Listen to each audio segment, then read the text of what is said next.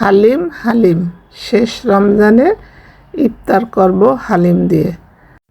2 KG গরুর গোশত ঈদের জন্য আনা হয়েছে। আমি কিছুটা গরুর গোশত নিয়ে হালিম রান্না করব। সরিষার তেল কড়াইতে দিয়ে কিছু পেঁয়াজ বেরেস্তা করে নিয়েছি। কিছুটা পেঁয়াজ দিলাম, একটু কষালাম, আদা রসুন বাটা দিলাম। রান্না করব রাঁধুনি হালিম মিক্স। একটু পানি দিলাম, হলুদ মরিচের গুঁড়ো দিয়েছি, একটু কষিয়ে এবার 250 গ্রাম গরুর গোশত দিয়ে ভালো করে কষিয়ে নেব। প্যাকেটের ভিতরে গুঁড়ো পাউডার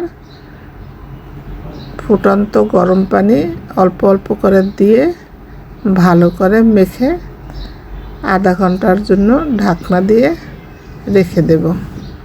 অল্প অল্প গরম পানি দিয়েছি যেন এটা দলা পেকে যেতে না পারে।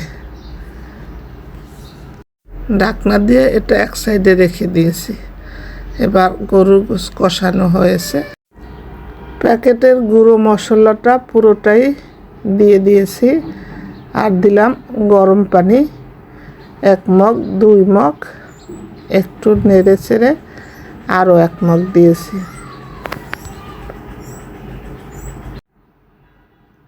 এবার চেক করে নিচ্ছি গরুর গোশতটা সেদ্ধ হলো কিনা। মোটামুটি সেদ্ধ হয়েছে, আরও একটু রান্না করে সেদ্ধ করে নিয়েছি।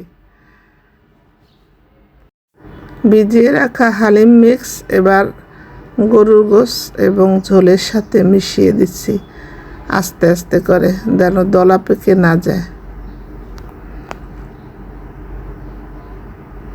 দিয়েছি কিছুটা কাঁচামরিচ কুচি। আবার একটু ভালো করে নেড়ে ছেড়ে দেখে নিচ্ছি সেদ্ধ হলো কিনা। এবার দিয়ে দিলাম পেঁয়াজ বেরেস্তা যে তুলে রেখেছি সেইগুলি। ভালো করে নাড়াচাড়া দিয়ে রান্না কমপ্লিট করলাম।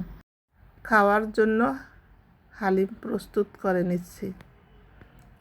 হালিমের বাটিতে কিছুটা হালিম নিয়েছি, দিয়েছি পেঁয়াজ বেরেস্তা, শসা কুচি, ধনেপাতা, কাঁচামরিচ কুচি,